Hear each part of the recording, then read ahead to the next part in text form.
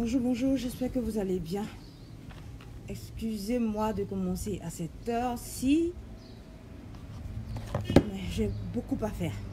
Beaucoup à faire, donc je suis obligée de aménager mon temps. J'espère que vous allez bien. Je vous mets Oye, composé par James Warwick Amma, c'est un Ghanéen, d'origine ghanéenne. Hein? Cette chanson est chantée par la chorale Harmonious Chorus. Je connais comme je voulais. Voilà, c'est une très belle chanson, je l'ai écoutée ce dimanche à la messe, donc je vous remets. J'ai tout fait pour trouver la signification. Oye, ça veut dire Dieu est bon, Dieu est bon, Dieu Fils est bon, Dieu Père est bon. Donc je vous mets. Bienvenue. Très belle chanson ghanéenne. On les met souvent à des moments tristes, mais puisqu'il ne faut pas s'attrister, il faut danser. Et je mets la chanson de DJ Arafat. Ça va créer encore plus de sentiments et c'est pas le but de mes lives. Donc je vous mets une chanson qui fait foi, d'amour, même dans les malheurs. Donc je partage, je vous laisse écouter. J'espère qu'il y a eu beaucoup de luminosité. Hein.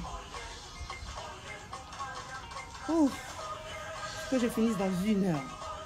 Oh là là. J'espère que vous allez très bien.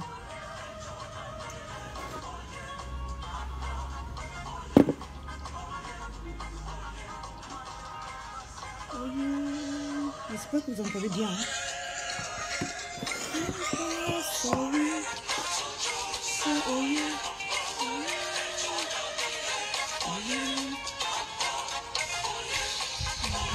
On va partager rapidement. Dans les groupes.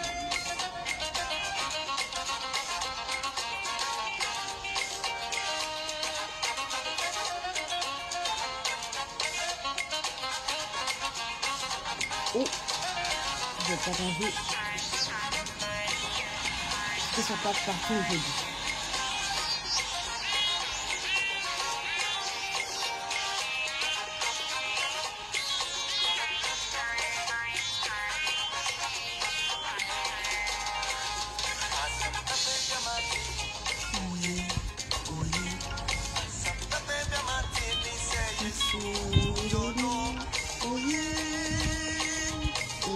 Ça veut dire Dieu est bon.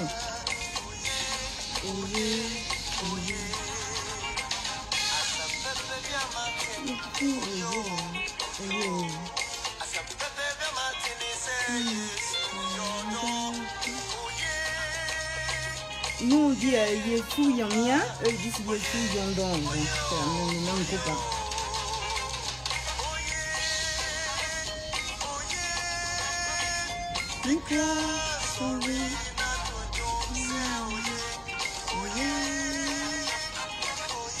Je partage.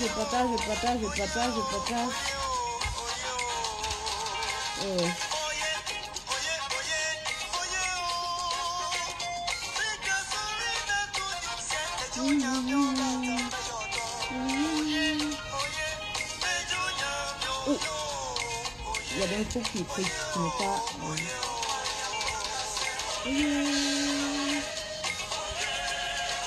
Ok, c'est bon, c'est partagé. Restez connectés. On va écouter un peu, on va commencer. Oye.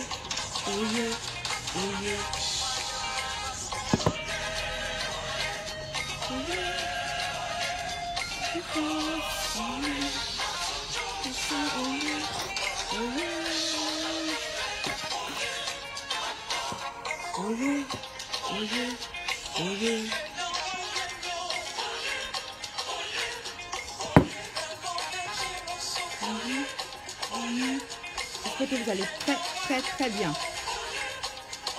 J'ai combien de minutes encore?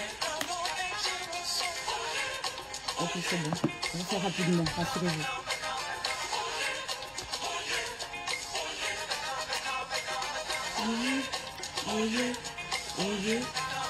Likez, partagez sur live, c'est très important. Partagez sur live, voilà.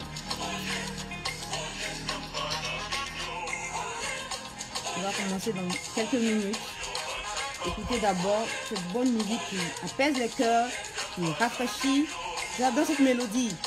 Bienvenue Martine, pardon, Amour. Ouais, c'est très très joli. Les gagnants, ils savent vraiment bien chanter. Voilà. C'est des chansons qu'on met même lorsqu'on est triste. Voilà. Parce que en toute chose, Dieu est bon. Oh yeah, oh yeah. On danse un peu encore. Oh yeah, oh yeah, oh yeah.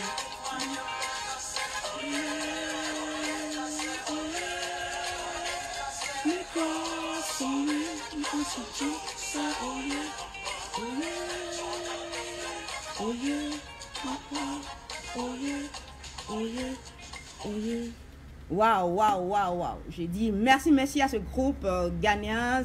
C'est une chorale religieuse, aucune idée de quelle couche sociale. C'est ça la religion. Ouais. Lorsque c'est bon, on écoute tous et ça arrive, ça nous permet d'avoir le cœur apaisé. Bonjour, je suis Mangré Christelle Akossi de Conscience Nouvelle. Pour ceux qui ne me connaîtraient pas, je suis la fondatrice de ce formidable projet Conscience Nouvelle. Conscience Nouvelle, c'est quoi? Conscience Nouvelle a pour but de contribuer, d'aider à un changement radical. Lorsque je dis radical, je vais le dire plusieurs fois. Radical encore. Écrivez en grand des systèmes de pensée, de mentalité dans notre communauté, pour ceux qui sont dans la diaspora, de notre société noire africaine, pour ceux qui sont en Afrique. C'est très important que nous passions à autre chose. L'heure est grave. Lorsque je disais cela, en 2017, j'avais l'impression de prêcher dans le désert. J'avais l'impression de parler, de ne pas être entendu. Parce qu'en 2014, lorsque je suis arrivée ici, ce que je voyais ne me plaisait pas du tout. Ça ne me plaisait pas du tout, mais je ne savais pas comment. Et lorsque j'ai su que ce qui me mettait en colère, c'était sur ça que je devais taper. C'était ma passion. C'était ma mission de vie. Tout a changé dans ma vie. Tout a changé dans ma vie. Je me suis mise à mon propre compte. Pour ne pas que je vienne parler ce dimanche et lundi, tu vas au travail et le patron te dit « Mademoiselle, vous n'avez pas dû faire ce live. » Je suis libre de mes actes. Bien sûr, cette liberté est une liberté qui se met en dessous, qui se met au service, bien sûr, de notre Dieu Tout-Puissant qui nous a créés. Vous voyez, depuis quelque temps, je porte cette médaille. Hein, je ne porte pas la croix, rassurez-vous, je remettrai ma croix à partir de septembre parce qu'en août, chez nous, catholiques, c'est le mois dédié à la Vierge Marie, mon Marie, donc je mets. Et chez nous, on dit, où il y a Marie, il y a toujours Jésus. Hein, où il y a Jésus, il y a toujours Marie. Donc rassurez-vous, il y a la croix derrière. C'est pour ça que je porte cela. Donc voilà, j'espère que ça vous plaît. Je l'avais une un peu plus dorée. Cette fois-ci, ça a argenté. Donc voilà, pour ceux qui ne connaîtraient pas, pour ça signifie quoi? Regardez, tapez la médaille miraculeuse, il y a une très belle histoire là-dessus, ce n'est pas le but, mais on reviendra un jour ou l'autre sur ce genre d'histoire-là. Aujourd'hui, on parlera de quoi? Je devais parler du féminisme avec une psychologue, Debbie, November Girl, que j'appelle November parce qu'on est nés dans le même mois. Ça sera pour la prochaine fois. Compte tenu de la situation, on doit sortir.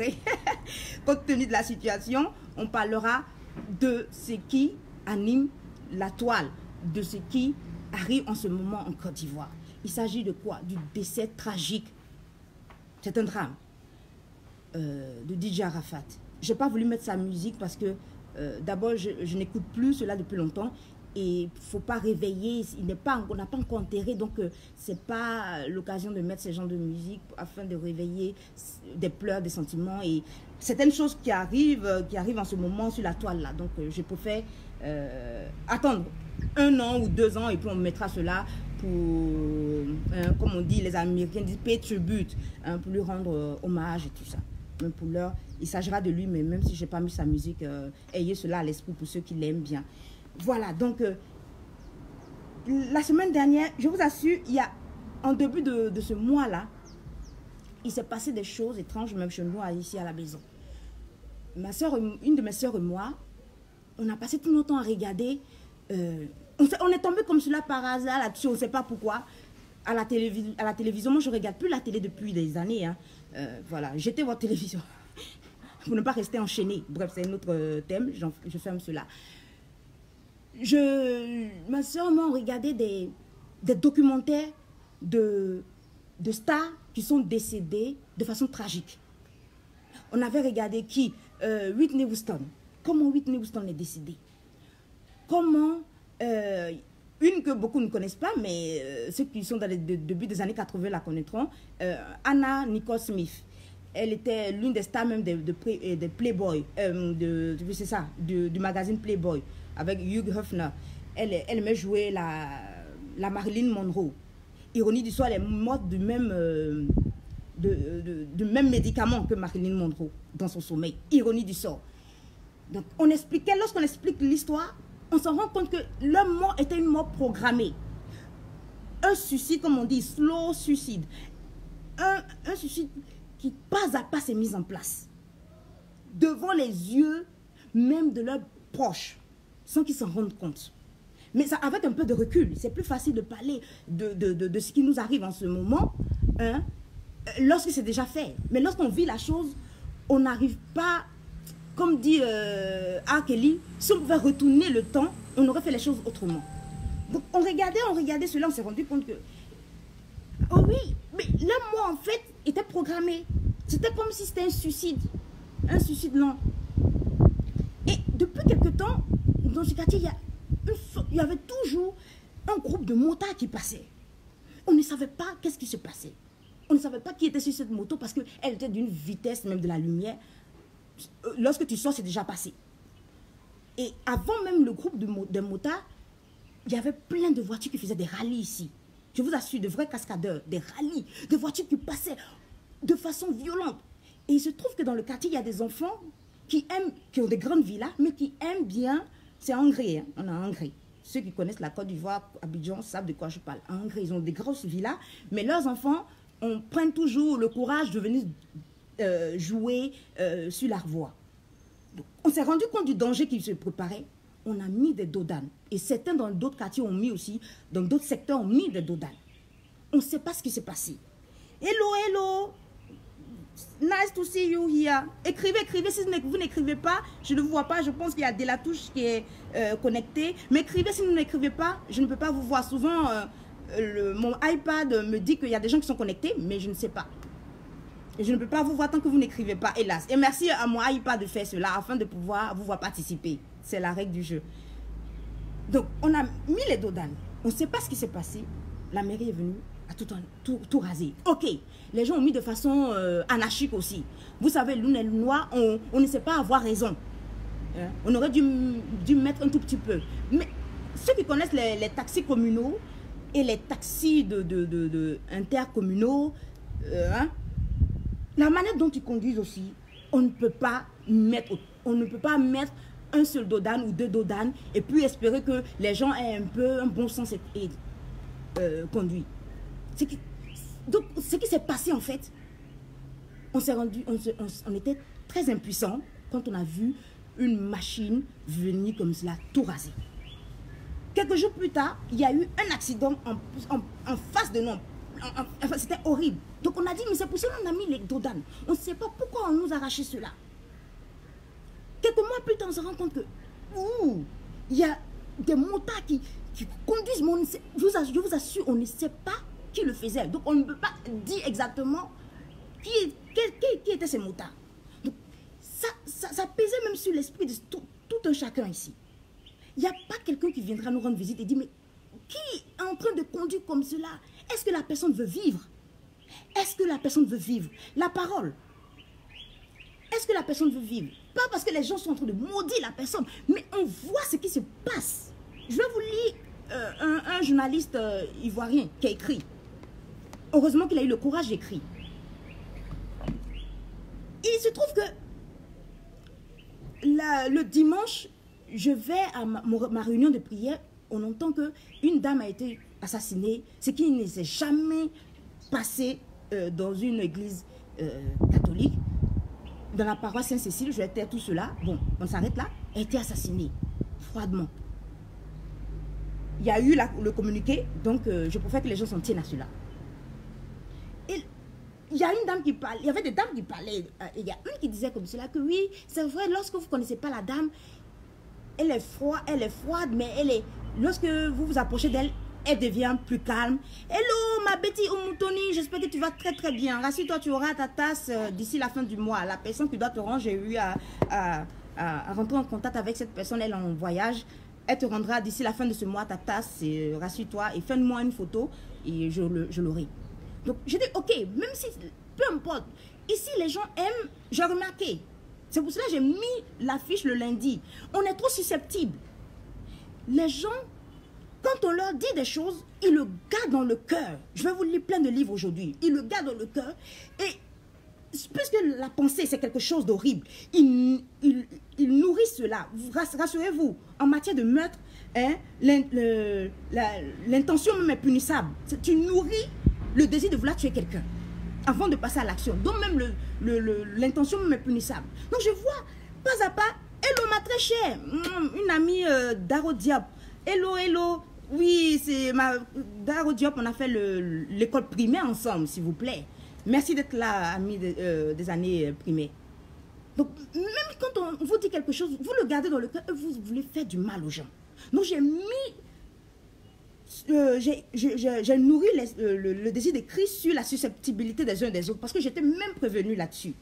Attention à ce que tu vas dire, attention à ce que tu vas faire. Les gens, lorsque tu parles à des gens, ils le gardent dans leur cœur et ils te font du mal. Donc, j'ai écrit dessus sans savoir que dans la nuit du dimanche, DJ Arafat est en train de faire un accident terrible de moto. Donc, ce qui fait qu'en Côte d'Ivoire, les gens ne te diront jamais ce qu'ils pensent en réalité pour pouvoir te permettre de t'améliorer.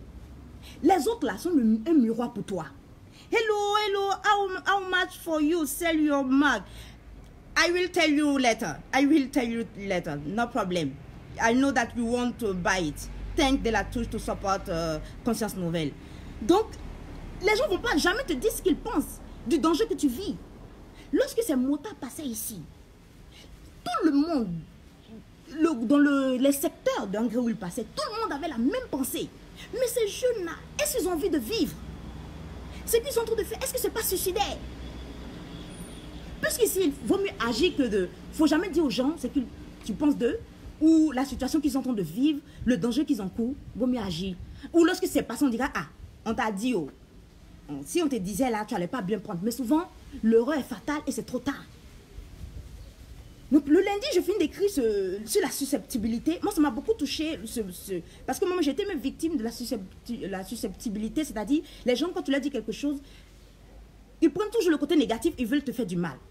Donc, j'ai écrit dessus avec beaucoup d'émotions. J'ai beaucoup écrit. Je vous promets de ne plus trop écrire. Je vais écrire un tout petit peu. Le reste, je le garde.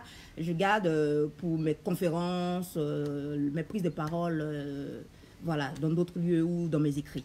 Bon, bref. Donc, le lendemain, après avoir écrit cela, je vois ma soeur toute tremblante et qui me dit, DJ Arafat a fait un accident. Qu'il est à l'hôpital. Je vous assure, il y a une seule phrase qui est venue dans mon esprit. Il a fait un accident de moto. Automatiquement, on s'est rendu compte que est-ce que ce n'est pas le même groupe de personnes? Parce qu'il y a des joueurs internationaux qui ne sont pas loin d'ici. Est-ce que bon, on ne sait pas vraiment. Donc, je vais me taire là-dessus. Est-ce que ce n'est pas le même groupe? Il faut savoir, jeune. J'ai un ami qui avait fait un accident de voiture, il l'a mis sur Facebook. Dieu m'a sauvé, les sorciers voulaient me tuer. Vous savez ce que je lui ai dit? Quelque chose est venu comme cela, une phrase m'est venue en esprit subitement. Et je lui ai dit ces choses-là. Si tu vis comme un fou, tu mourras comme un chien. Si vous voyez les gens conduits ici en Côte d'Ivoire, c'est une horreur. Et je vais vous lire. Et c'est ce que j'ai écrit sur la page d'une jeune fille qui avait mis une union de prière pour DJ Arafat. J'ai dit non. On a vu un groupe de motards ici rouler. Je vous assure que ces gens-là, vous ne voulez pas vivre. Ces gens-là qui roulaient à cette moto, j'espère que ce n'était pas lui. Mais ces gens ne voulaient pas vivre. Imaginez qu'un enfant qui est dans une maison, parce qu'il y a des gens ici, là, ils ont des enfants qui sont déjà partis, qui sont déjà grands, un peu comme nous qui sont revenus. Imaginons que ces gens-là viennent avec leurs enfants de bas âge et qui courent, qui sortent de la maison et ces motards ou ces chauffards conduisent. Mais ils vont écraser un enfant. C'était ce qu'on avait à l'esprit, on était traumatisés par cela. Donc on a dit aux parents, là, vos enfants que vous faites et que vous ne considérez pas, là, gardez-les dans votre maison. Les enfants même commencent à faire l'effort de ne plus jouer dans la rue. Donc voilà ce que le monsieur écrit. J'espère que je pourrai retrouver rapidement ce que cette personne a eu à écrire. Attendez 2 secondes. Ce monsieur, sans doute, c'est un journaliste, mais qui a eu le courage d'écrire, parce que c'est ce que nous tous nous avons vécu pendant une semaine environ. Ce monsieur, je ne sais pas, il s'appelle Assalé Tiemoko. Je vais vous lire rapidement, je suis obligée de vous le lire. L'indiscipline sur les routes est un crime. Il y a, moi je dirais c'est suicidaire. Il y a des drames qui offrent à toutes, le voilà, moi je ne le connais pas. Moi c'est l'une des premières fois je pense que je le vois. Hein. Voilà, si vous voyez cette photo là, ça doit être ce monsieur qui a écrit. Il y a des drames qui offrent à toute une société l'occasion de passer l'émotion. Parce qu'on m'a dit d'attendre d'abord que les gens soient plus calmes pour pouvoir parler. D'engager des réflexions profondes sur notre responsabilité vis-à-vis des lois que librement nous nous sommes donnés.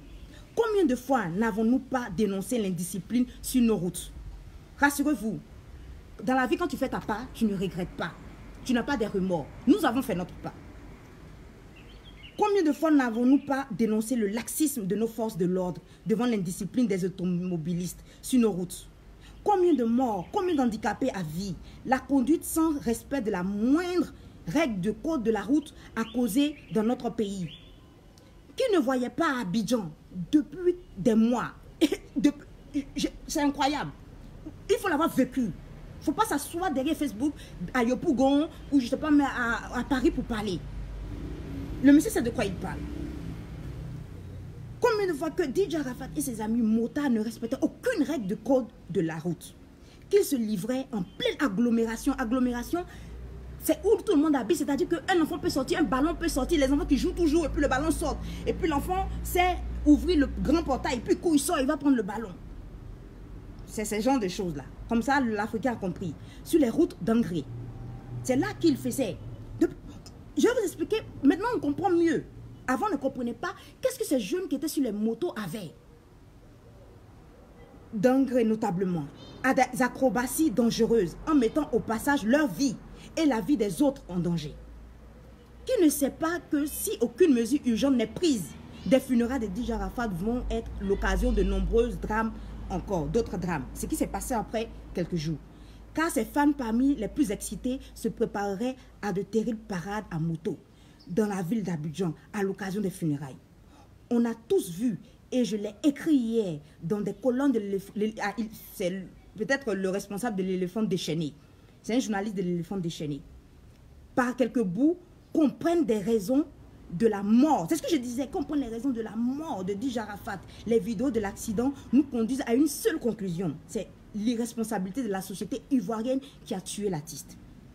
Ce qui n'exonore pas, c'est-à-dire ce qui n'enlève pas sa propre responsabilité. Nous vivons dans un pays où les lois sont appliquées depuis des décennies à la tête du client, où on laisse faire des gens qui jouent avec la vie des autres. Au point où certains, en raison de quelques puissances, se sont installés au-dessus des lois. C'est dans cette ville d'Abidjan qu'on voit des ministres rouler au sens inverse, comme si le code de la route ne s'appliquait pas à eux aussi. Si au-delà de l'émotion est nègre, hein, mais il faut que ça finisse aussi. Nous continuons à nous installer dans la politique de l'autruche, à fuir notre responsabilité. On aura tué à 33 fois. Rassurez-vous, c'est le chiffre de la mort de Jésus. Et c'est l'ironie du sort, il y a un rappeur américain, Puff Daddy est obligé d'intervenir, qui est mort aussi à 33 ans. Il s'appelle Hustle, il est d'origine peut-être éthiopienne, aucune idée, qui est décédé aussi de façon la plus lâche. J'ai perdu la page. Excusez-moi. Je vais retrouver rapidement.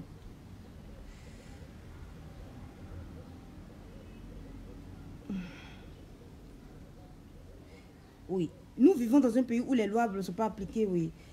Au point où certains, en raison de quelques puissances, se sont installés, oui. Dans cette ville d'Abidjan, qu'on voit des ministres, j'ai expliqué cela. Si au-delà de l'émotion, nous continuons à nous installer dans la politique d'autruche, à fuir nos responsabilités, on aura tué à 33 reprises DJ Arafat.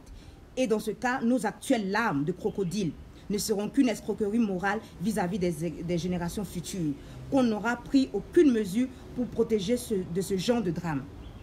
Sortons de nos maisons et regardons le sang dans les rues. C'est un appel à la responsabilité. Et ma petite réflexion de ce matin n'est pas une réflexion sur la mort de DJ Arafat. C'est déjà trop tard. On ne peut pas parler aux morts, on parle aux vivants. Mais, après ça, mais oui, on ne peut pas parler sur la mort, non. Ce matin n'est pas une réflexion sur la mort de DJ Arafat, mais une réflexion sur sa vie. Après sa mort, il vivra toujours, bien sûr, pour toujours. Si nous saisissons de sa mort pour traiter l'un des problèmes les plus graves de notre société, qui est l'indiscipline sur nos routes, sortons du folklore, installons-nous dans la réflexion sur nos responsabilités. La vie, là, c'est une vie de responsabilité. La vie que nous menons, là, c'est une vie qui veut qu'on soit responsable des actes que nous posons d'abord. On ne peut pas être responsable de l'acte que l'autre pose. Lorsque je suis revenue en 2014 ici en Côte d'Ivoire, il y a une chose qui m'a choquée. J'ai quitté une dizaine d'années mon pays. En Allemagne, là, même un soulard respecte le code de la route. Même un soulard, même un animal, même un canard attend que le feu soit rouge, vert avant de passer.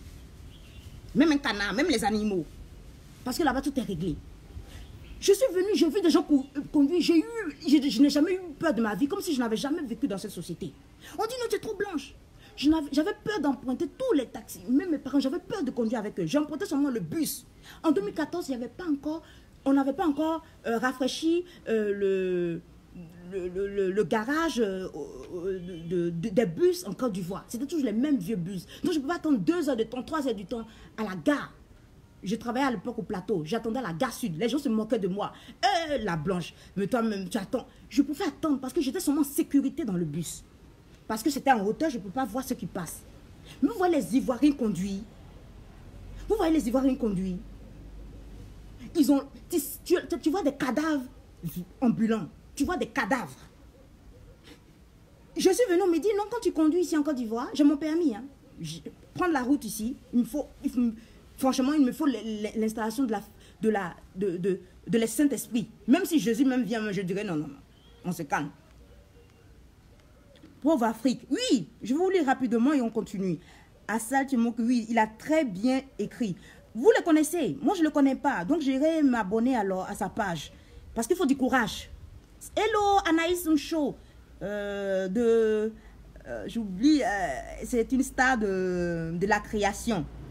J'oublie, excuse-moi, mettre ta page de création ici. Apparemment, la leçon n'est pas encore bien passée. Non, c'est pas encore passé. Mais on parlera. On parlera. Parce que les gens ne savent pas que si tu gardes des choses pour toi, tu es aussi responsable d'une situation. Pauvre Afrique. Beau message à l'Afrique. Oui, ce monsieur a vraiment bien écrit. Il s'appelle Assalit Tchemoko. Allez-y voir. Moi, je ne sais pas. C'est la toute première fois. Et je dis merci à ma copine qui m'a tagué. Je suis allée lire cela. Parce que on était à l'époque. Et il faut t'aider. Et on va pleurer sa mort. On va pleurer, on va pleurer. Il ne reviendra pas. La mort, c'est la fin de toutes choses. Je vais vous lire des choses ici. Donc, oui, Aiden création, je pense. C'est ça, hein, Anaïs, dis-moi. Donc, Aiden's Paris, c'est la création, c'est la page de création de cette styliste ivoirienne. Voilà. Donc, vous voyez les gens conduire. On me dit à moi, Christelle, quand tu conduis en Côte d'Ivoire, conduis pour toi et conduis pour l'autre. Franchement, si vous n'êtes pas ivoirien, ça veut dire quoi? On te dit quand tu conduis là, en Côte d'Ivoire, là, tu conduis pour toi et tu conduis pour l'autre. Tu es dans la tête de l'autre. Sinon, tu vas mourir comme un chien. Et la façon dont les gens conduisent ici, vous allez être choqués. Des gens conduisent. Une personne qui conduit s'arrête parce qu'il y a un obstacle devant. Celui qui est derrière n'a même pas l'intelligence de s'arrêter. Si quelqu'un s'est arrêté là, il doit avoir quelque chose. La personne contourne, la personne qui s'est arrêtée pour pouvoir passer. Sans savoir ce qu'il y a devant. Sans savoir ce qu'il y a devant. On ne respecte rien. La manière que l'Ivoirien conduit, c'est comme ça, il réfléchit. On a l'impression que les gens marchent. Les gens conduisent à quelques mètres comme cela, dans ce désordre-là, que chacun trouve voilà. Ça roule comme ça. Vous voulez quoi à la fin? Quand tu conduis comme cela, qu'est-ce que tu veux? Ils sont toujours pressés. On ne sait pas où ils vont.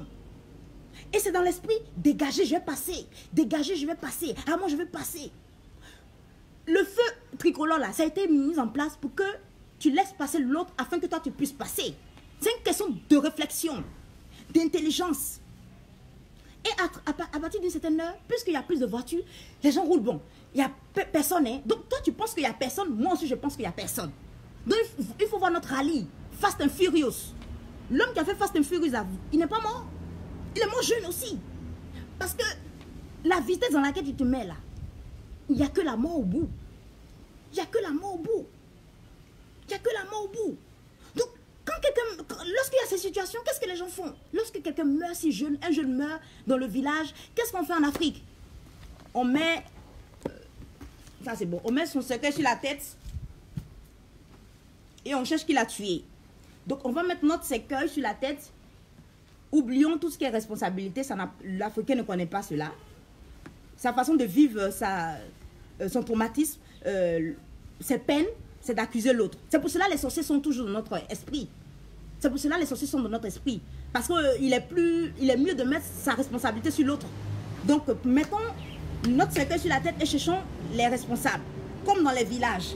Hein, on va aller chercher, bon. Le premier, c'est qui? Ah, c'était Molari. On a commencé à dire que le mec ne l'a jamais aimé. Et que tous ceux qui n'ont jamais aimé, c'est maintenant qu'ils pleurent et tout ça. Il faut savoir une chose. Oui, c'est vrai, les routes à Abidjan font très peur. Il faut vivre ici. Quand les gens pleurent là, il faut qu'ils sachent pourquoi ils sont en train de pleurer. Les gens là, quand tu sors là, il faut faire ta prière. Je comprends pourquoi les gens prient ici. Il faut faire ta prière. Parce que ce qui t'attend devant, il faut faire ta prière. Donc on met la tête, on veut dire que tous ceux qui ne l'ont jamais aimé. Mais lorsque tu regardes sa vie, tu te rends compte qu'il était toujours dans des clashs. Il était toujours dans une situation de confrontation. Donc lorsque tu es dans des situations de confrontation avec les gens, mais tu te fais des ennemis. Tu te fais des ennemis. Aujourd'hui, tu ne parles pas avec celui-là. Dans la vie, là, il y a des gens qui nous aiment et il y a des gens qui ne nous aiment pas. Il y a des gens qui vont nous défendre, qui ne sont pas nos fans. Vous voyez Beyoncé, là. Les gens la détestent, jalouse parce que tout est parfait chez elle. Elle a papa, maman, son papa est avocat, en même temps son manager, plus avant. Sa maman est designer comme Anaïs Soncho. Sa soeur danse derrière, écrit aussi des chansons. Donc sa vie est parfaite. Elle est jolie. Elle a le teint dont rêvent toutes les filles noires. Elle est parfaite, quoi. Elle a le mari qu'il faut. Vous savez quoi? Donc elle a beaucoup de personnes qui la détestent. Il y a une même, elle a fait une émission là-dessus. Je l'aime bien, mais franchement, lorsqu'il n'y a pas de Beyoncé, on sait que c'est pas avec le cœur. Et il y a des gens qui se rendent compte qu'elle est quelqu'un de bien. Elle n'est pas en clash avec tout le monde. Elle ne se dispute pas avec tout le monde. Lorsque dans le milieu dans lequel tu es, tu es en contradiction avec tout, tu es toujours en palabre avec les gens, rassure-toi que faut pas t'étonner que demain il t'arrive des choses. Donc, il avait que des ennemis, c'est normal qu'il toute sa vie, il parle avec celui-là, demain il ne parle plus avec celui-là. Il parle avec celui-là demain. Comme sa vie même, l'instabilité dans sa vie familiale même, se reflète même dans ses relations, dans le showbiz avec ses collègues. Vous voyez les autres là, c'est vrai qu'ils ne sont pas tous amis, mais ils ont une partie des amis, une autre partie qui ne sont pas leurs amis. Mais toi, tu t'es disputé avec pratiquement tout le monde. Et on s'étonne que certaines personnes t'aiment ou certaines personnes ne t'aiment pas. Mais bien sûr que... Qu'est-ce que tu veux? Et après cela, on prend encore le... Moi, je vais laisser ce côté-là parce que c'est ridicule. Après, on prend encore le cercueil, on met sur la tête, on cherche un autre... Hein? Son cercueil va désigner la prochaine personne. C'est qui? Quand tu es jeune que tu meurs, c'est toujours ta mère qui t'a tué. Maman, Tina, on va venir dire que comment se fait-il que la dame qui... Toi, ton fils meurt et toi, tu as le sac. Je n'aime pas mon sac. Je voulais même faire tout ça, mais c'est ridicule. Tu as le sac à main, tu regardes, tu as les pieds croisés. Vous ne connaissez pas la femme là. Les jeunes qui sont nés en 2005 là, en 1999 là, en 1997 là, ceux qui sont nés à c'est eux qui peuvent vous croire.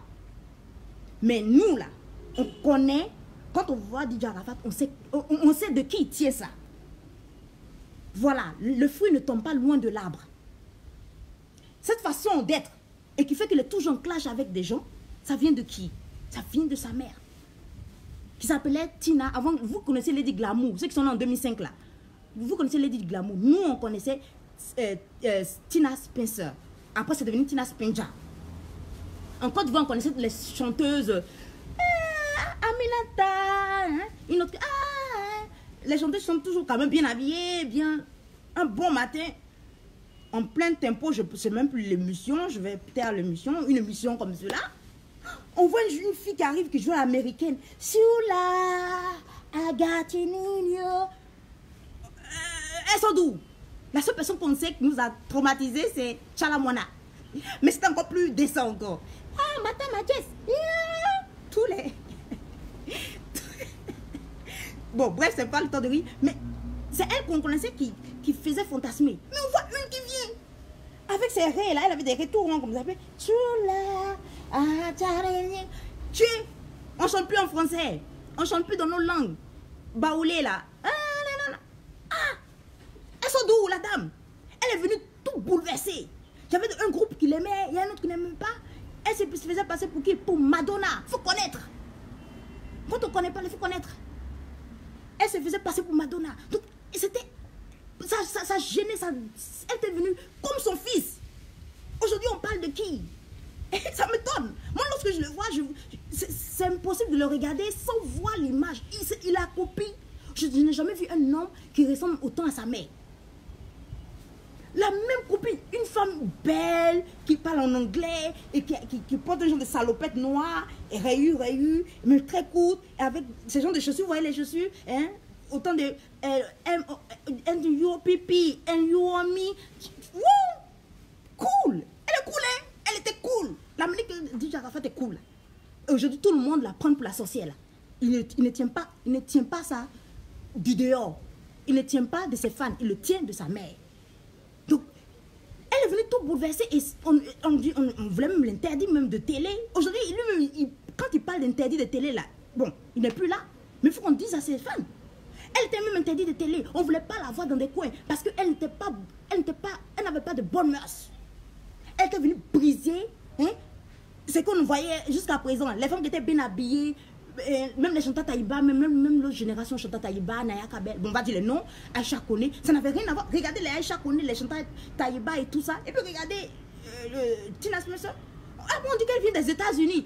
Quand on dit tu viens des États-Unis, c'est toujours chic. Hein? Donc on dit, ok, donc nous, on a notre américaine, on a notre Madonna. Donc les jeunes là, les gens pensent qu'ils sont jeunes aujourd'hui là. Dans 10 ans, vous allez voir, regarder mes cheveux qui vieillissent. Hein? Les chaussures Roca Figila. Ah, et voilà.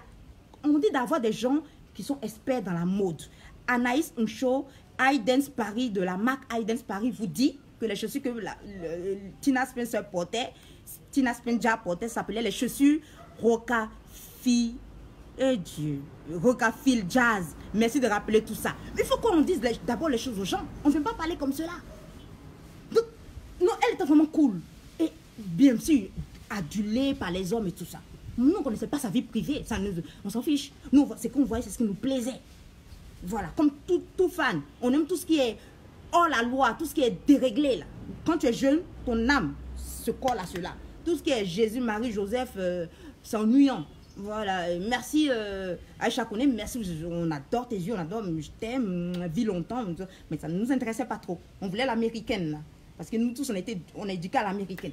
Donc, elle a évolué comme cela et il se trouve, quand DJ Arafat raconte son histoire, qu'il n'avait pas une bonne relation avec sa mère. Mais bien sûr, vous deux là, vous avez le même esprit. Moi et ma mère là, quand on est quelque part, il y a toujours des tensions. Parce que c'est le même esprit qu'on a. Donc je ne peux pas trop m'entendre avec elle. Donc puisque vous avez le même esprit, je sais que tu m'entends, tu es dans les airs, je vais expliquer. C'est pour cela qu'il y a des tensions, tout ça. Mais après, il va en profondeur pour dire que sa mère ne s'occupait pas de lui. Et sa mère s'est rendu compte qu'elle était même mariée. La Tina Spencer qu'on traitait de traîner, de fille de... Non. Elle était déjà mariée, elle c'était où en pierre. Moi, tout ça, je ne veux pas. C'était aussi une star de la musique et tout ça. Il est un grand arrangeur et tout ça, que son mariage n'a pas marché. Il faut savoir une chose, lorsque un mariage ne marche pas, d'abord, avant de parler du mariage qui ne marche pas, là, c'est pas pour faire le procès des parents. Mais moi, j'ai vécu cela. Lorsque je revenais de l'Europe, si je m'étais mariée rapidement, sans doute que mon mariage n'aurait pas marché. Parce que je ne sais pas combien d'années avait fait Tina Spencer aux États-Unis, mais lorsqu'elle est venue, elle était différente de toutes les chanteuses qu'on connaissait. C'était une autre fille, une autre femme. Elle indisposait, disons les choses, elle indisposait.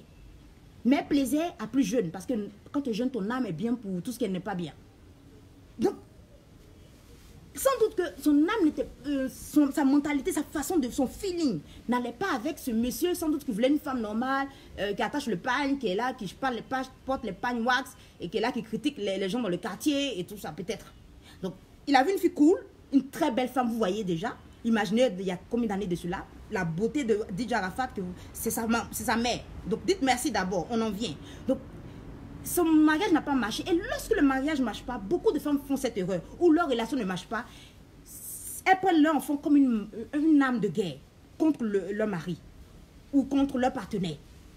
Donc sans doute, je ne sais pas, je ne veux pas la dédouaner, mais sans doute qu'elle n'avait pas encore fini de vivre sa vie de jeunesse, là, sa vie de la petite américaine folle des États-Unis, de New York, je ne sais pas moi. Elle n'a pas fini de vivre et sans doute elle s'est mariée, son mariage a capoté. Et sans doute que lorsqu'elle voit ses enfants qu'elle a eu à le monsieur, elle voit l'échec. Elle voit l'échec. Pas que DJ Arafat, qu'elle appelle Ange, parce qu'elle ne veut pas, elle veut pour elle, c'est son enfant qu'elle voit, un peu comme la mère de Michael, elle ne voit pas la star, elle voit Michael. Noir, le noir, pas celui qui a tout refait. C'est normal, c'est une situation normale, parce que nous, on le connaît en tant que star, on ne voit pas, mais elle le voit en tant qu'enfant. Mais ce n'est pas lui en tant qu'être qu'elle déteste. Aucune mère ne peut détester ce qu'elle a porté. Ce n'est pas possible. C'est tellement rare. Même les animaux ne le font pas. Mais c'est quand elle voit ces enfants-là, elle voit l'horreur, le résultat de son échec. Voilà. Elle voit son échec même en fait en chair et en os. Donc, elle préfère s'éloigner de cela. Souvent, il y a des femmes qui font que même l'enfant même meurt. On a beaucoup vécu cela en Europe. Beaucoup de ces enfants-là meurent. De son côté, de son père aussi, il a dit que son père le battait beaucoup et tout ça. Pas que son père le détestait, mais c'était pareil aussi. C'était le résultat de... Quand il le voit, il voit sa mère. Il voit sa mère. Donc, les parents, souvent, les parents ne sont pas parfaits. Hélas, ils n'ont pas vu les conséquences sur cet enfant-là. Que cet enfant était un enfant fragile. DJ Arafat était... Aujourd'hui, quand je regarde toutes ces vidéos, c'est là que je me rends compte qu'il était un enfant fragile. Parce que ce n'est pas le seul enfant, ils sont 7. Du côté de papa et maman, ils sont 7. Mais pourquoi c'est le seul qui agit comme cela? Et ça me fait penser à Michael Jackson. Michael Jackson est le seul à se plaindre de la violence de son père. Quand il est décédé, c'est là que certains journalistes ont eu le courage de dire que c'est la violence et la maltraitance de son père sur lui qui a fait et réveillé son génie. C'est le même langage que je vais employer pour DJ Arafat. C'est cette situation-là qui a créé le génie que vous voyez tous aujourd'hui. Ça sera le contraire. Parce qu'il est très fragile de l'intérieur. Il est très fragile. Donc, la manière dont il a reçu les déboires de ses parents a créé en lui, a réveillé en lui, a permis de développer son génie. C'est ce que Michael avait. Le fait que son père l'ait maltraité était la base de son bonheur. Le fait que son père l'ait maltraité, c'était la base de son malheur. Comme la vie, c'est deux faces d'une même médaille. Donc c'est ce qui fait que quand il se développe, c'est un enfant qui se fait tout seul. Quel enfant qui se fait tout seul? Donc l'enfant qui se fait tout seul, c'est pas quelque chose de potable qui va sortir. C'est pas quelque chose de potable. Donc vous le voyez, il est toujours en clash, il est toujours en dispute même avec sa propre mère. Il a osé même appeler sa mère par son nom. Pour une façon de la défier. Sa souffrance avait déjà commencé à se développer. Et plus sa souffrance grandissait, plus son génie était en train de clore. Mais la pourriture qui était là était toujours en contradiction avec lui-même et en conflit avec les autres. Les autres ne comprenaient pas. Tu n'es pas le seul chanteur dans le monde ou dans le monde du coupé décalé à souffrir, à être un enfant de la rue, à être maltraité. Combien d'enfants jouit ici en Afrique de l'amour des parents. Les parents n'ont reçu que de la violence. Donc quand ils vous éduquent, ils vous donnent ce qu'ils ont. La même violence. C'est à nous, la nouvelle génération, de faire la rupture. Ce que mes parents ont eu à faire, je l'ai vu avec son bébé. Ce que tes parents ont eu à te faire, tu ne peux pas le faire aux autres. Il y a une des vidéos qu'on met sur Internet, les gens ne font pas attention. Il dit à son fils veut faire des droïdes. Il dit à son fils, arrête de gressailler. On dit en Côte d'Ivoire, chocor. Arrête de chocor là dans mes oreilles. Tu iras à Abidjan. que toi, tu veux aller en colonie de vacances. Moi, dans ma vie, je n'ai jamais eu la chance d'aller en colonie de vacances. Qu'est-ce que le fils répond? Petit blanc n'a pas peur. Il va te dire que... Petit blanc va te dire. Son fils lui dit, mais est-ce de ma faute? Ça l'a refroidi lui-même dans la vidéo. Parce que ce n'est pas de la faute à ton fils. Si tu dois souffrir, ce n'est pas de la faute à tes collègues. Ce n'est pas de la faute aux autres. C'est à toi de dire stop à cette souffrance. C'est à toi de te pardonner à toi-même avant d'aller, afin de te réconcilier avec toi-même et avec tout le monde et vivre une autre vie. Ce qui s'est passé, tu ne peux pas changer avec tes parents.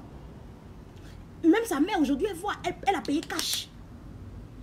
Elle fait partie de ces femmes qui se rasent ici, là, des années 90, qui avaient 30 ans, 25 ans, 28 ans, 30 ans, dans les années 90, là.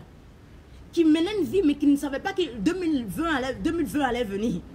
Donc, aujourd'hui, là, les parents ne savent pas que quand ils éduquent un enfant, la balle que tu lances dans le mur, là, c'est la balle qui te revient en plein visage. Tu craches en l'air, là, ça te reviendra en plein visage. La chose, ton manque de responsabilité fait qu'aujourd'hui, l'enfant peut t'insulter, peut parler de toi partout et tout. Et il se trouve aussi que quand il explique l'histoire, elle n'arrête pas avec la vie de la cool girl. C'est fini. La vie là, c'est un processus. À un certain âge là, tu arrêtes. Voilà, tu as fait, tu as bien joué de ta vie. À un moment donné, tu arrêtes et tu passes à autre chose. Parce que lui aussi, quand il explique, c'est clair. Il a vraiment raison sur ce point-là. Il est exposé. Donc, il a des ennemis. Pour pouvoir la voir, c'est de la voir par qui? Pas ses amis, pas sa femme, sa compagne, ses enfants et sa mère, sa famille. Si on atteint ta famille, on t'atteint toi. Si on atteint tes enfants, on t'atteint toi. Donc, on comprend aisément qu'ils se plaignent. Mais lui et sa mère, ils ont eu du mal à connecter. Et donc, le ressentiment qu'il y avait en lui a commencé à grandir. A grandi. Hello, ma très chère Priam, j'espère que tu vas très bien. Et après, on continue. Et plus que les gens commencent à décrire l'attitude de sa mère, il y a une vague de personnes qui vont venir. Moi, c'est eux-mêmes qui m'ont fait rire. C'était qui? Les guides religieux. Je me dis, aïe, pour une première fois, les guides religieux ne parlent pas. Dieu merci, quoi. Subitement, on voit des guides religieux qui... Je n'ai pas su à travers eux. Moi, je n'ai pas vu les liens. J'ai seulement vu des gens chercher le bouc émissaire, chercher qui est à la base de son malheur, en cherchant, par exemple,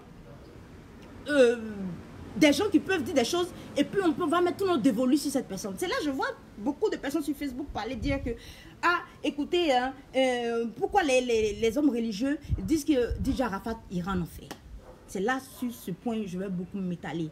Et puis sur sa fameuse résurrection. Je dis souvent, les chrétiens évangéliques nous fatiguent. Franchement, ils nous fatiguent. Je ne sais pas, j'ai fait 3 lives sur eux. Allez-y regarder sur ma chaîne YouTube. Hello les renouvelés qui sont sur YouTube. Allez-y regarder. Il y a une façon de parler d'une situation lorsqu'on est chrétien, je ne sais pas moi. Toujours je vous dis, je vais prendre ma Bible là pour vous taper sur la tête. Je vais prendre ma Bible pour vous taper sur la tête. Parce que à cause de vous, on ridiculise Jésus. C'est un péché grave. On ridiculise Jésus. À cause de vous, on veut même vous mettez la vie d'une mère en danger. Parce que en Afrique, lorsqu'un enfant meurt, c'est la faute de la mère. C'est la faute de la mère qui est sorcière. C'est ta mère qui est sorcière, elle veut te tuer.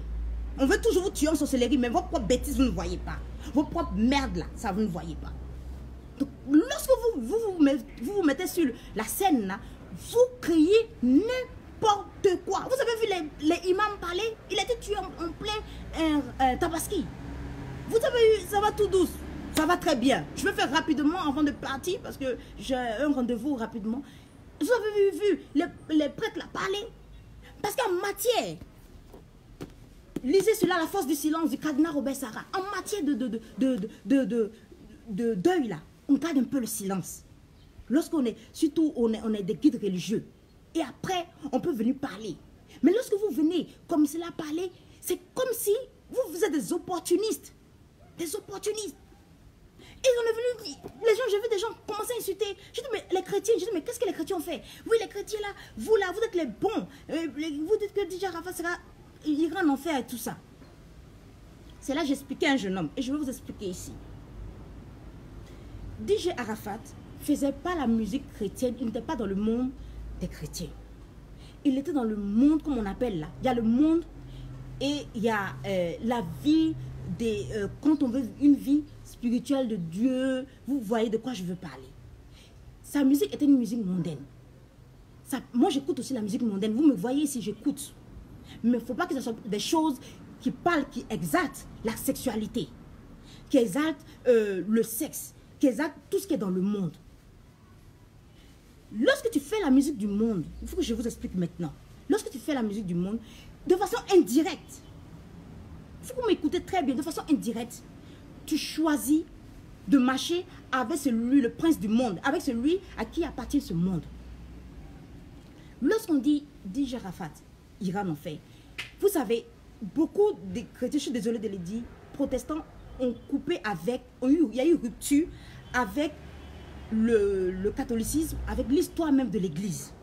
Donc ils ont renié tout ce qui est comme père de l'église. C'est-à-dire les pères de l'église, c'est quoi? Les pères de l'église, c'est ceux qui étaient disciples, des disciples de Jésus. Le disciple Jean avait un disciple, comme on a plein de disciples. Et souvent ces disciples-là avaient des disciples. Nous, ce sont ces disciples-là qui ont... Parce qu'il n'y avait pas de Bible. Il y avait seulement l'Ancien Testament, la Torah, l'Écriture, mais il n'y avait pas la Bible.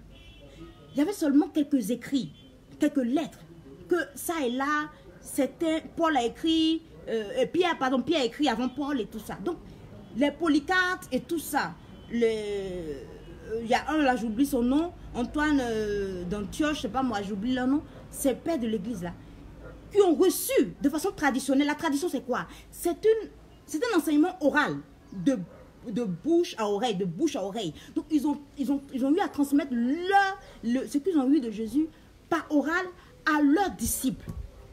La plupart du temps, c'est souvent les disciples qui ont écrit même l'évangile, même pas eux-mêmes, à part Jean, qui était jeune, quand il a vu que les autres mouraient, Jean a commencé à écrire lui-même son évangile et il a écrit l'Apocalypse aussi. Donc il faut faire très attention. Donc ce que Jésus a eu à dire là, souvent même ses propres disciples, hein, Jean, Matthieu, toute la bande que vous connaissez, pardon, tout ce que vous connaissez, n'ont pas eu à écrire sur papier. Donc ils ont transmis cela par le Saint-Esprit, par l'opération du Saint-Esprit. Sinon, comme ils savent comment Jésus est né, ils le savent comment. C'est pas l'explication, soit de la Vierge Marie qui a vécu, qui a eu à expliquer à Jean, ou par l'opération du Saint-Esprit, parce que c'est ce qu'il leur a promis. On est dans la religion maintenant. Il n'y a pas de développement personnel qui tienne sans développement spirituel. Il faut les deux pour pouvoir avoir une vie en harmonie avec soi-même.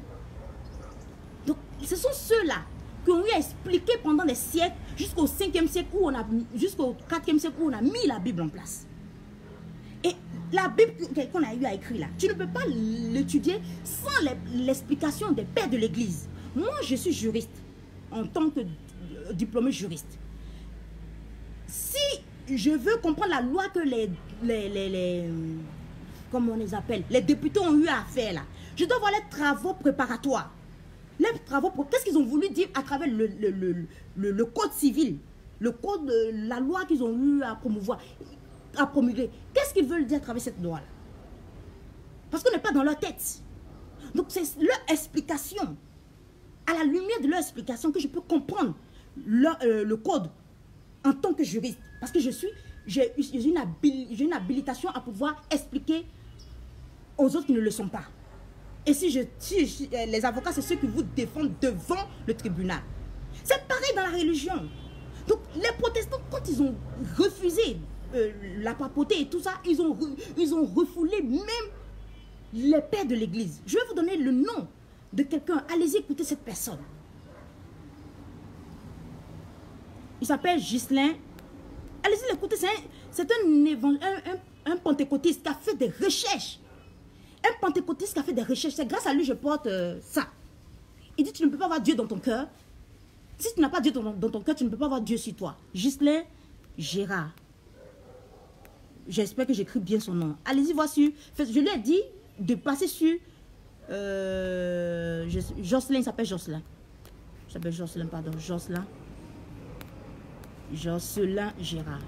Tapez sur YouTube. Je lui ai dit de passer sur Facebook. Je ne sais pas, les gens ont peur de Facebook. Parce que là-bas, il y a des gens qui ne veulent pas. Hello! Partagez. Toi, tu veux te réveiller? Oui, oh là là, j'ai changé d'heure parce que je dois sortir. Donc, ces gens-là ont fait ce monsieur Jocelyn Gérard, il a fait des recherches, il s'est rendu compte que, mais en fait, le fait d'agir comme les protestants, c'est parce qu'ils sont coupés de l'histoire de l'Église à travers les pères de l'Église. Et après les pères de l'Église, au 13e, 12e siècle, on parle de qui? Des docteurs de l'Église qui sont Saint Augustin, Saint Thomas d'Aquin, que vous connaissez les jeunes de la terminale qui ont eu le bac là, que vous connaissez en philosophie. Quand on parle de la religion, on parle d'eux. Et je vais vous dire d'où viennent toutes ces choses que vous dites qui sont des mensonges. Donc, ces gens ont eu à expliquer comment comprendre la religion, la Bible et la religion Jésus. En 3 ans, il n'a pas pu faire tout. Donc, le peu qu'il a pu donner à travers le Saint-Esprit à ses disciples et à travers le Saint-Esprit aux pères de l'Église, les pères de l'Église ont expliqué à leurs disciples ont expliqué à leurs disciples, ainsi de suite. Il y a une succession apostolique qui s'est coupée lorsqu'il y a eu le protestantisme. C'est pour ça que les protestants n'ont pas cette culture-là. Donc, ils n'ont que la Bible. Ils n'ont que la source de la Bible. Donc, ils comprennent, ils prennent la Bible, ils la lisent, ils développent. Donc, ça crée un désordre. C'est pour ça que vous avez plusieurs confessions religieuses chez les protestants. Parce que chacun prend la Bible, interprète comme il veut, il balance ça sur Internet. Il n'y a pas de hiérarchie qui va dire un peu de sagesse, un peu de discipline. Non, chacun est maître. Et il vient, c'est le Saint-Esprit qui te guide. C'est le Saint-Esprit qui guide les chrétiens. Et puis Jésus a eu besoin d'avoir des apôtres pour donner le message. Donc ils ont commencé à parler de qui il ira en enfer et tout ça. Moi, je suis des cours de théologie. Donc, à la lumière de cette théologie-là, moi, je vais vous parler du développement spirituel. Comment on comprend cette histoire de l'enfer. DJ Arafat, quand il vivait, je ne sais pas s'il a été baptisé, s'il a fait le catéchisme, s'il a été, je ne sais pas de quelle confession religieuse il appartient. Selon la religion, c'est menteur qui vous disent que la religion, là, c'est une fausse chose. Là. On en vient. Je vais vous dire où ça vient. Ça vient d'un sataniste. La religion n'est pas bien. Je vais vous expliquer. On en vient. Pour être sauvé, là, tu as besoin de la foi. Demandez à tout bon théologien de vous expliquer. Ne laissez pas n'importe qui vous expliquer la religion. Pour être sauvé, il faut la foi, il faut croire d'abord. Tu ne crois pas, tu ne crois pas en la chose. On ira où ensemble? Il faut croire que Jésus est sauveur, tout ce que tu veux. À côté de la croyance, tu mets à côté le baptême. Ce baptême-là, on te baptise au nom du Père et du Fils et du Saint-Esprit. C'est ce baptême-là qui habite en toi et qui agit en toi. Ce baptême-là te donne le Saint-Esprit. Cet esprit-là a des fruits. Ces fruits-là, ce que tout le monde connaît dans ce fruit du Saint-Esprit dans la religion, c'est l'amour. C'est pour ça que les gens bêtement disent, je n'ai pas de religion, je ne suis ni ça, je ne suis ni ça, j'ai l'amour. Mais tu dis rien du tout. Parce que la religion, c'est l'amour. La seule chose que Jésus a laissée à ses disciples, c'est le Saint-Esprit. L'expression du Saint-Esprit, c'est l'amour. Parce que c'est quoi le Saint-Esprit? C'est dans la Trinité. Dieu Père, Dieu Fils et Dieu Saint-Esprit. Jésus, c'est ce que les musulmans refutent. Et ceux qui sont séparés au 3e siècle, c'est un peu long, allez-y faire des recherches, disent que Jésus, c'est la connaissance de Dieu, du Père. Jésus, quand il est venu, c'est là qu'il nous a révélé qu'on était des pères, on était des enfants d'un Père. Donc, s'il y a un Père, c'est qu'il y a un Fils. Donc, Jésus est le Fils, c'est-à-dire qu'il est la connaissance du Père. C'est la connaissance que Dieu a de lui-même. Puisque les deux se connaissent et que leur connaissance se font entre elles et tout ça, ça a créé une fusion, ça a créé quelque chose d'autre qu'on appelle le Saint-Esprit. Donc, c'est l'amour entre le Père et le Fils qui a créé le Saint-Esprit. C'est un peu comme un être humain. Les êtres humains, là, une famille. L'homme est là. L'homme a été tiré de la femme a été tirée de la côte de l'homme. Ça fait l'homme et la femme. L'amour entre les deux crée quoi? Un enfant. C'est presque pareil. Le père est là, le fils a été engendré, le père a engendré le fils. le Fils étant la connaissance de ce que Dieu a de lui-même, leur connaissance, cet amour-là entre eux a créé le Saint-Esprit. C'est pour cela qu'on appelle le Saint-Esprit aussi l'amour. Donc quand tu es chrétien, tu dois manifester ce fruit-là du Saint-Esprit qui est l'amour. Parce que l'esprit vient du latin spiritu, qui veut dire souffle. Donc ce souffle-là, c'est le souffle d'amour entre les deux. Donc c'est les trois êtres qui ont la même nature qui expriment Dieu. Dieu est unique. Mais en Dieu, il y a trois personnes, double la Trinité. Très long à expliquer, mais je m'arrête là. Donc, c'est cet esprit-là qui a permis à l'Église d'évoluer, qui a fait 2000 ans. Sinon, elle aurait disparu depuis longtemps. Donc, lorsque tu reçois cet esprit à ton baptême, tu dois agir, on doit te reconnaître par des fruits d'amour, de charité, de pardon, d'humilité. C'est tout ce qui permet de reconnaître un chrétien. Un très bon chrétien, si on peut dire un très bon chrétien. Mais lui, il vivait en tourment, il était tourmenté par la vie dans la vie dans laquelle il vivait, il évoluait. Donc, quand quelqu'un meurt, très cher frère des églises séparées évangéliques, lorsque quelqu'un meurt, selon, il y a une version qui dit que quand on meurt, l'âme se sépare du corps, parce que la mort, c'est la fin de toute chose. Je vais vous dire cela, je vais vous parler dans ce livre, un livre très intéressant. L'âme se sépare du corps. Et lorsque la mort a été brutale, tu ne sais même pas que tu es mort. Il y a un film que beaucoup regardaient sans s'en rendre compte, Ghost Whisperer. Donc tu ne sais pas que tu es mort. Donc tu te vois couché. Certaines personnes ont eu à faire cette expérience. Ils sont morts un instant, leur âme a quitté leur corps et ils se sont vus coucher. Après, ils sont revenus dans leur corps. Donc, c'est une chose qu'on peut médicalement prouver. Donc, tu quittes ton corps quand tu meurs. Il y a un détachement entre le corps et l'âme. Et l'âme se retrouve, commence à vivre une autre vie. Comme dit ma mère, la mort, c'est la fin de toute chose. Mais c'est la fin de toute chose sur cette terre. Donc, tu vas dans un autre monde. Et dans ce monde-là, nous catholiques, moi je vous donne ce que je connais, on appelle cela le séjour des morts. Les gens disent les enfers, mais nous appelons cela d'abord le séjour des morts. Parce que l'enfer et le paradis, ça sera au dernier jugement. Pour l'heure, lorsque l'âme meurt, soit l'âme repart directement ce que nous on appelle le purgatoire, lorsque tu n'as pas encore purgé. Parce que le premier purgatoire, c'est sur cette terre-là. Lorsque tu n'as pas été véritablement ce que tu dois finir d'être.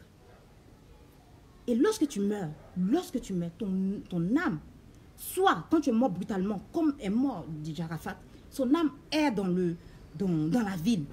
Dès qu'on parle de lui, il est là. Quand on pense à lui, il est là. Au début de cette expérience-là, il ne sait même pas qu'il est mort. Donc, il parle aux gens, les gens ne répondent pas. Il a l'impression qu'on se fout de sa gueule. Il touche des choses. C'est pour cela qu'on dit le matériel restera sur cette terre. Il touche ces choses, il touche sa moto. Il passe même entre sa moto. Il va prendre ses trophées. Il passe entre ses trophées. Il veut prendre son joli bébé. Le bébé passe entre ses mains. Il voit les gens pleurent. Jusqu'à ce qu'il réalise qu'il est passé dans un autre monde. Je remercie ce théologien qui m'a expliqué. Il dit il y a deux choses qui se passent. À l'heure de notre mort, le diable se présente à nous. Et l'ange, ou Jésus lui-même se présente à nous. Et oui, il se présente à nous. C'est à toi de choisir si tu veux continuer à vivre dans l'amour de Jésus-Christ avec lui. Ou si tu veux continuer à suivre le diable. Vous direz, tout le monde dira, mais c'est facile de suivre Jésus, puisque là, on ira au paradis. Mais il se trouve que le diable nous fait encore la même proposition. C'est à travers les explications de certains théologiens que je vais commencer à comprendre. Le diable vous fait la même proposition comme sur terre. C'est la même proposition qu'on a eu à faire à Adam et Ève. À Adam et à Ève d'abord. Si vous mangez de ce fruit-là, vous serez mieux que Dieu. Il fait la même proposition encore sur cette terre-là. Il a fait la même proposition à Jésus-Christ au désert. Je te donnerai toutes les richesses de ce royaume-là, si tu veux être avec moi. C'est la même proposition qu'il fait à l'heure de la mort, qui pourra faire même à DJ Arafat, pour dire que, regarde, sur cette terre-là, tu as eu quoi? La belle moto que tu voulais, la belle voiture que tu voulais, la belle fille, toutes les belles filles que tu voulais. Mais on t'empêchait de continuer cela. Est-ce que tu veux me suivre? Écoutez très bien, est-ce que tu veux me suivre? Pour que tu puisses rouler mieux même ta moto. Tu n'as pas vu dans le quartier, là, ils ont mis des dos d'âne ici, là. Tu ne pouvais pas rouler. Viens me suivre. Il n'y a pas le feu, hein. On ne présente pas d'abord le feu ou le paradis. Non, non, non, non, non. Ça sera trop facile. Il te propose encore un autre bonheur. Un autre bonheur terrestre. Pourquoi ce bonheur terrestre? C'est pour cela, vous voyez toujours, c'est écrit 666. On dit que c'est le chiffre du diable. En fait, ce chiffre, c'est le chiffre terrestre. Le 6e jour. Il faut connaître cela. Il faut connaître cela. Le chiffre 1 est le chiffre de Dieu. Le premier jour, Dieu, par là, tout s'est fait. C'est le jour du Seigneur. Le chiffre 1, c'est le chiffre de Dieu. Le 6e jour, c'est le jour où on a créé l'être humain, l'homme. 6. Lorsqu'on a créé l'être humain, le 6e jour est apparu en même temps le diable et tout ça pour conduire l'être humain à détacher l'être humain de Dieu. Donc, le bonheur terrestre là, c'est le bonheur matériel. Tu vas avoir l'argent si tu vas coucher avec cet homme-là. Tu vas vivre une vie. Il faut aller en boîte de nuit. Il faut rire même de Dieu. Il faut jouir de ta vie. Il faut jouir de ta vie sur cette terre. Il n'y a plus un autre lieu. Le lieu final, c'est ici. Si on est mort, on est dans le néant. Il vous propose un autre paradis. Ce paradis est sur terre. Ton bonheur est lié au matériel, à l'argent, au sexe, au bonheur, au bien, à tout ce qui est éphémère. Donc le chiffre 6, qui est le chiffre du bonheur terrestre, est un chiffre aussi éphémère. Tu n'es que complet, tu n'es que un être accompli lorsque tu as Dieu avec toi. C'est-à-dire 6 plus le chiffre 1. Donc 6 plus 1, c'est ce qui fait 7. C'est pour cela que vous voyez le chiffre 7 est un chiffre très important comme le chiffre 12 et le chiffre 3 dans la religion. Lorsque tu vis seulement une vie, je vais en boîte de nuit, je vais avec les hommes, je vais coucher avec les hommes, avec les filles, on prend la drogue, on fait ce qu'on veut, tu renies Dieu 3 fois. Tu fais 6 là, tu fais 7 moins 1, tu retires Dieu de ta vie sans le savoir. Le diable ne viendra pas vous proposer le malheur, mais de façon subtile. Il va te proposer un bonheur terrestre. C'est-à-dire un bonheur sans Dieu. Un 7 moins 1 qui fait 6. Mais il faut régner 3 fois. Il faut régner 3 fois Dieu. Régner Dieu le Père, Dieu le Fils, Dieu le Saint-Esprit. L'homme qui renie Dieu 6. L'homme qui renie le Dieu Fils 6. L'homme qui renie le Dieu Saint-Esprit 6. 666. Donc tu affirmes. C'est pour cela on dit toujours Saint, Saint, Saint, Dieu de l'univers. Je crois que c'est Isaïe qui a eu cette vision. C'est pour cela Pierre, Simon Pierre, le disciple parmi les disciples de Jésus, a régné 3 fois Jésus. Il a régné Jésus, Dieu en tant que Père, Dieu en tant que Fils, Dieu en tant que Saint-Esprit. C'est spirituel. J'ai mis des mois pour comprendre. Donc cette façon, cette vie-là, sans Dieu, oui, je viens, cette vie sans Dieu là, oui, je viens, cette vie sans Dieu, je dois partir. Cette vie sans Dieu là, c'est ce que beaucoup, oui, je viens, oh là là là, c'est ce que beaucoup de personnes vivent sans s'en rendre compte. Donc tu es là, tu vis, hein, tu vois que tu as couché 1000 hommes, tu n'es pas heureux. Tu es allé en boîte de nuit, tu as bu jusqu'à... Nous tous on allait en boîte de nuit. Je n'ai pas le temps de raconter ma vie ici. J'ai renié en 99 Jésus, Dieu. Je me suis retrouvée en 2003 devant une église, j'ai dit Dieu, tu m'emmerdes. Je te déteste. Parce que lorsque tu renies Dieu, tu commences à avoir une détestation de Dieu. Une détestation. Une haine, un dégoût pour tout ce qui est religion. Je vais vous lire rapidement, je dois partir. Non, ici il y a trop de choses à faire. Lorsque des gens parlent, je vous lis rapidement. C'est de John Maxwell. Il est regrettable de voir que nous avons tendance à oublier l'indice d'influence élevé de l'intégrité dans notre foyer. Dans l'intitulé du livre « Objection en sœur », blablabla. Sproul, c'est un monsieur qui a écrit, raconte l'histoire d'un jeune juif qui grandit en Allemagne. Écoutez très bien cette histoire, ça va vous choquer. Il y a plusieurs années, le jeune garçon admirait profondément son père qui veillait à ce que la vie familiale fasse une place importante aux pratiques religieuses de leur confession. Le père conduisait la famille à la synagogue avec foi. Quand le garçon atteignit l'adolescence, sa famille dut déménager dans une autre ville d'Allemagne. Cette ville, ma soeur allait voir le tombeau de cette personne, écoutez. Cette ville n'avait pas de synagogue, mais seulement une église luthérienne de Martin Luther, c'est protestant, une ville protestante. La vie de la communauté tournait autour de l'église luthérienne. Tous les citoyens de la classe supérieure en faisaient partie. Soudainement, le père annonça à sa famille qu'il avait abandonné leur tradition juive pour adhérer à l'église luthérienne. Oh, j'arrive au... Quand la famille qui était sidérée demanda pourquoi, le père expliqua que ce serait une bonne chose pour ses affaires. Il y a deux dieux. Le Dieu argent, le Dieu sauveur. Je viens voilà, ça sera bon pour ses affaires. Donc, qu'est-ce qui est important? Ce n'est pas Dieu. Il réunit sa foi à cause de l'argent. Ce père-là. Vous allez voir l'effet sur son fils. Vous allez voir, c'est ce qui a détruit le monde même pour une deuxième fois. Le cadet était abasourdi et confus. Sa déception profonde fit rapidement place à de la colère et à une sorte d'amertume intense qui lui fit du mal tout au long de sa vie. Plus tard, il quitta l'Allemagne pour aller étudier en Angleterre. Chaque jour, on le retrouvait au British Museum en train de formuler ses idées et de rédiger un livre. Dans son livre, il introduisit une toute nouvelle vision du monde et il conçut un mouvement. Écoutez très bien la partie, un mouvement qui était destiné à changer le monde. Il décrivit la religion comme l'opium du peuple. Il convainquit ses fidèles de vivre sans Dieu. 6 moins 1, non, 7 moins 1, je ne suis pas bon en calcul, 7 moins 1, 6. Vivre sans Dieu, c'est régner Dieu. Si tu régnes Dieu, tu es avec le diable. Il faut qu'on explique les choses aux gens. Ces idées deviennent la norme. Ces idées deviennent la norme de près de la moitié du gouvernement de la planète. Son nom, Karl Marx. Je réécris encore Karl Marx. Vous êtes là, l'opium, la religion, l'opium du peuple. Des illettrés comme cela. Donc, vous êtes là, vous êtes chrétien ou vous êtes, bon, je ne suis ni chrétien, je ne suis pas, vous êtes ni chaud ni froid, et vous êtes là, vous êtes la religion, le l'opium du peuple. Quand tu dis cela, là, tu fais allégeance à qui? Au diable. Fondateur du mouvement communiste.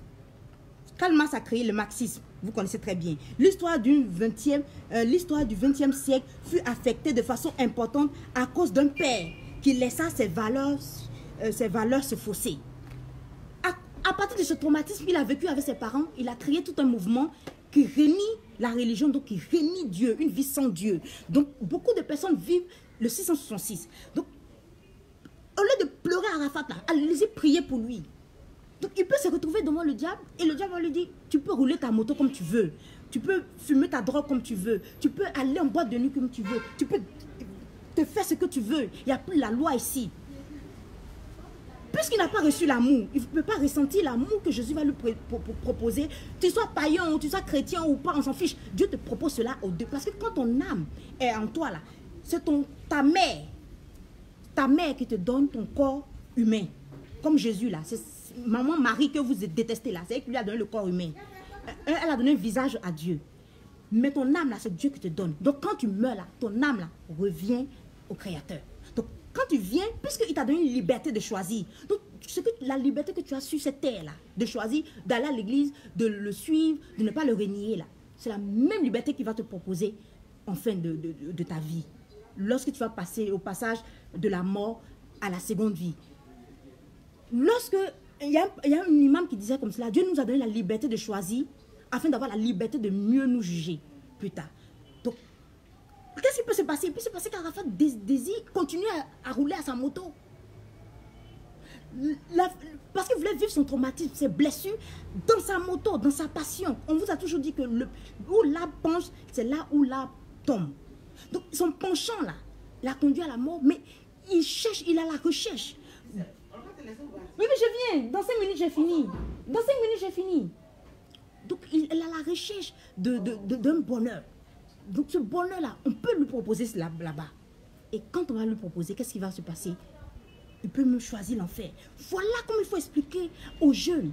Voilà comment il faut expliquer cela aux jeunes. Et de faire attention à la manière dont vous expliquez aux gens. Et en parlant de la religion, l'opium du peuple, je vous lis encore un autre rapidement. Je m'en vais. Je vais vous expliquer une prochaine fois. Hein? Je vais vous expliquer quelque chose. Les gens expliquent Nietzsche. Hein? Dans le cardinal Robert Sarah. Celui-là, John Maxwell, il est pasteur. Lui, il est cardinal de l'église protestante, catholique. Il dit ici que, voilà la phrase. Voilà, vers la fin du 19e siècle, Nietzsche écrivait « Dieu est mort ». Mais les gens ne donnent pas la phrase totale. Et c'est nous qui l'avons tué. Si tu prends la phrase là, la phrase complète, pourquoi les gens ne donnent jamais les phrases complètes? Pourquoi les gens ne disent pas le fond de l'affaire? Si tu vis sans religion, c'est une vie sans Dieu. Donc tu réunis Dieu, donc tu vis avec son opposé, comme dit ce livre-là. Donc moi je vais partir parce que je n'ai pas, hélas, plus assez de temps. Mais je vais vous dire une chose, une seule chose. Laissez sa mère en paix. Laissez sa mère. Et cette histoire de résurrection, je vais aller rapidement. Oui, on dit après la mort. Après, je ne sais même pas comment vous dire rapidement. Lorsqu'on parle de résurrection, là, il faut que les pasteurs la fassent attention. Qu'ils aillent s'éduquer un peu. La résurrection, là, lorsque Jésus, vous prenez la Bible, là, vous lisez de façon littérale. Lorsque Jésus dit, vous allez donner la vue aux... Oui, 2 minutes. Attends, j'arrive dans 2 minutes. Oh merde, je dois partir, les gens font...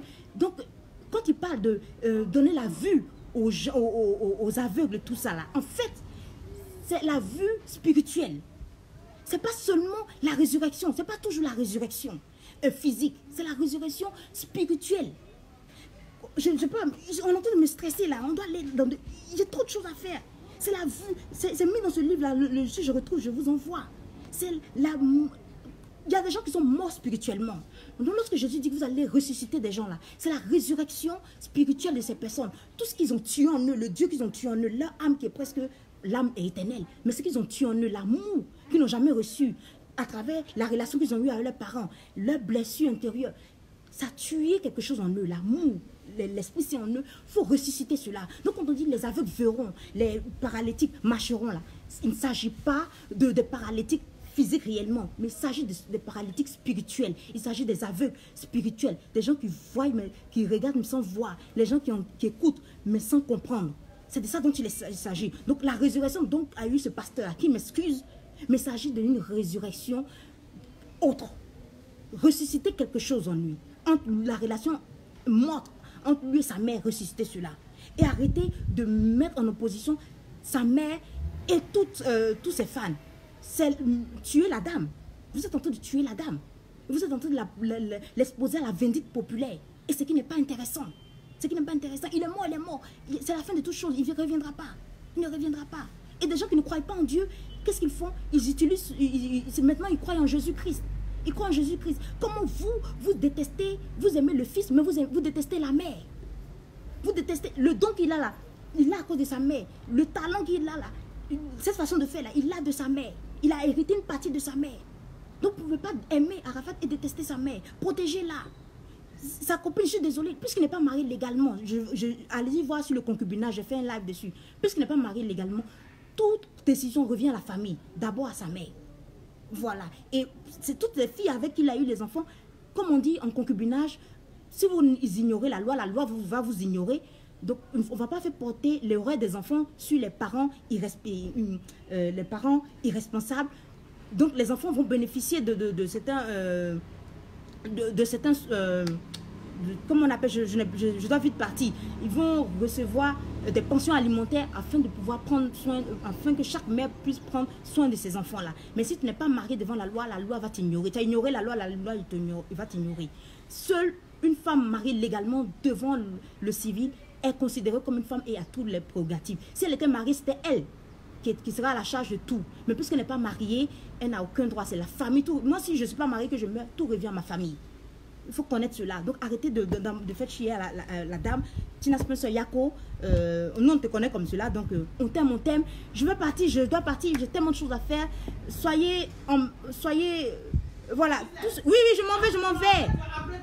Je viens. Oh là là, je dois partir. Tout ce que tu avais dit sur le concubinage est vrai. Effectivement, tout est vrai. Allez-y regarder sur YouTube tout ce que j'ai fait sur le concubinage. Je dois partir. Il y a tellement de choses à faire. Je vous reviendrai dans 2 semaines. Et sûrement que je ferai un autre live là-dessus encore.